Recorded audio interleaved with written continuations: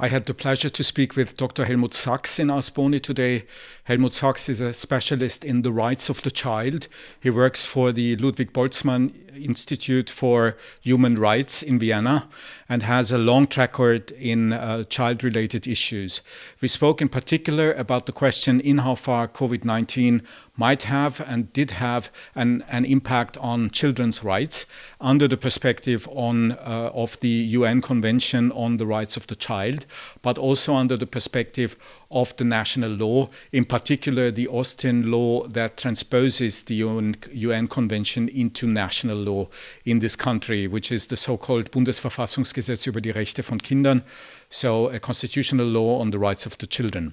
The outcome of the conversation was not too astonishing, but still confirming in a way.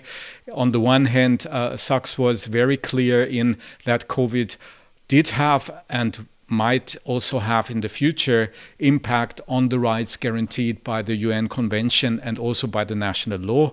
But on the other hand, that it is very difficult to enforce these rights and to take any consequences out of the fact that these rights might have been infringed. So the advice that Sachs gave to the legislator and to all of us was that we should think more about how to strengthen children's rights outside the traditional legal system by establishing new institutions like ombudspersons, monitoring and clearance institutions, and similar instruments of a soft law or almost soft law, and that we might take other areas where specifically vulnerable parts of the population are part of the legal process, such as in administrative procedures in the right to asylum, might be taken as role models or as good practices and good examples.